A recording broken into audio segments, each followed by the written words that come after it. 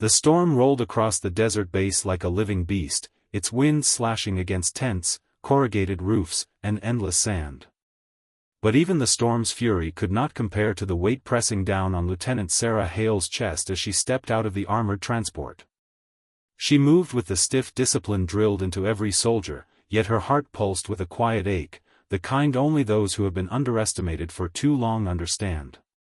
She carried within her a story of battles fought long before she ever put on the uniform, battles of identity, of resilience, of proving herself over and over again in halls where her voice had been dismissed, her experience overlooked, and her strength quietly questioned.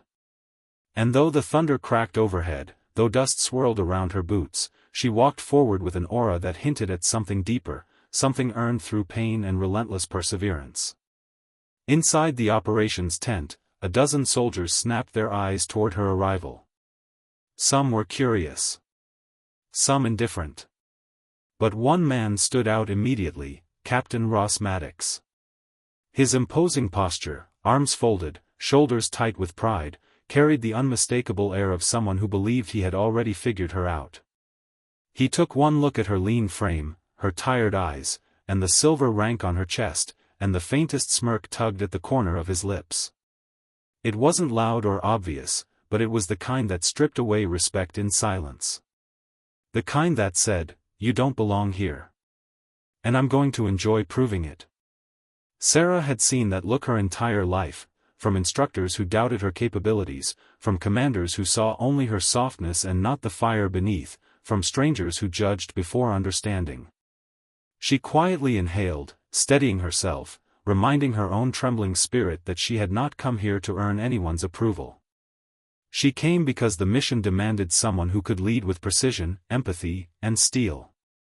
But even so, Captain Maddox's smirk lodged like a thorn in her already overburdened heart. The days that followed were unforgiving. The base was buried deep in a conflict zone where every sunrise carried fresh threat. The soldiers were uneasy, stretched thin from weeks of reconnaissance missions and sleepless nights. Sarah spent her hours reviewing satellite maps, risk assessments, intercepted communications, and troop movements from surrounding hostile regions. Every detail mattered. Lives depended on it. But the tension in the room thickened whenever she outlined strategy. Maddox's eyes were constantly narrowed, arms crossed, jaw clenched.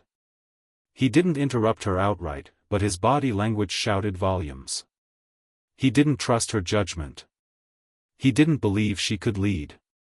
Sarah pretended not to notice, but at night, alone in her cramped barracks, when exhaustion loosened the tight knots of discipline, she felt the sting of those silent judgments.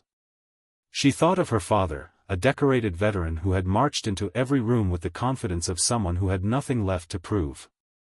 She thought of her mother, who raised her to believe courage wasn't loud, it was quiet persistence. And she remembered the vow she made as a child, watching both of her parents sacrifice comfort and ease to build something better. "I'll make them proud. Not by being the loudest, not by being the strongest, but by being the one who stands her ground even when the world pushes against her."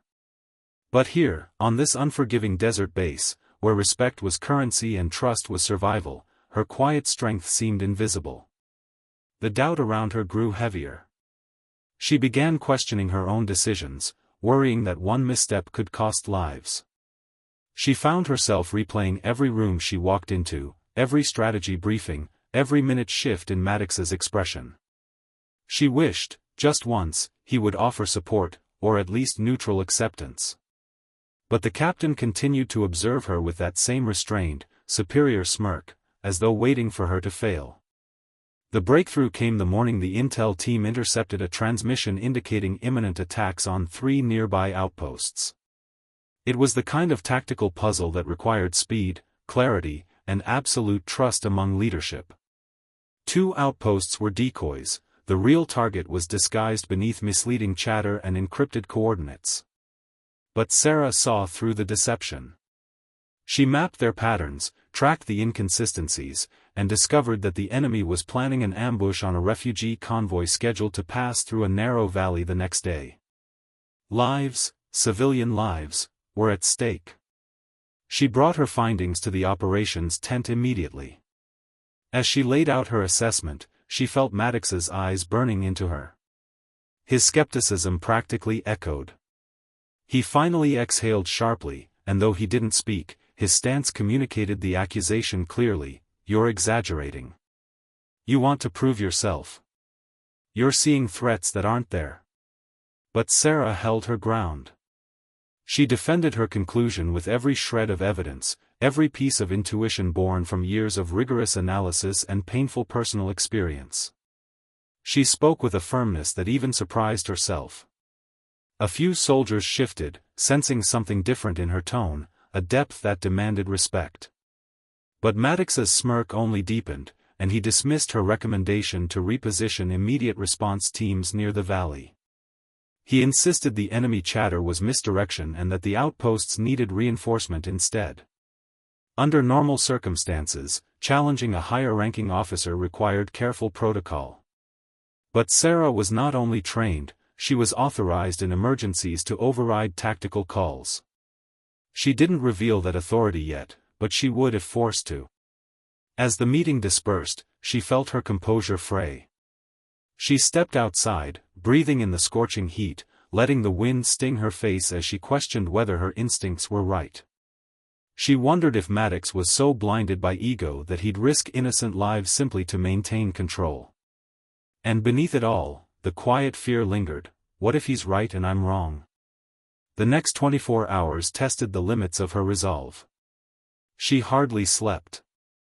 She combed through intel again and again, hunting for even the smallest detail to confirm her prediction. When dawn finally bled across the desert sky, the convoy began its slow journey through the valley. And that was when it happened, distant explosions echoing like thunder. A plume of smoke rose from the valley ridge. Gunfire rattled the air.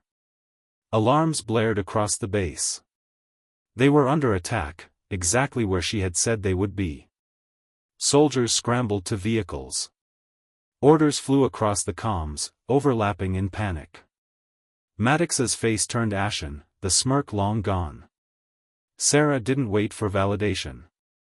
She sprinted to the command vehicle, her pulse roaring through her ears. As teams deployed to respond, she remained at the center of coordination, directing medics, rerouting air support, and ensuring extraction routes stayed open. Despite the chaos, she was calm, fierce, precise, unwavering. But the turning point came when a second wave of enemy fire targeted approaching rescue troops. Maddox began issuing conflicting directives, his panic rising as the situation spiraled out of control. Soldiers looked between him and Sarah, confusion and fear etched across their faces. And then, everything stopped. Sarah reached into her vest and revealed a badge, not her rank insignia, but the emblem that few in the base had ever seen up close.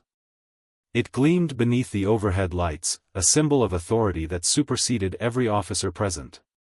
It was the badge of a strategic command specialist, an elite federal military liaison empowered to override field commanders during threats involving civilian lives or classified enemy maneuvers.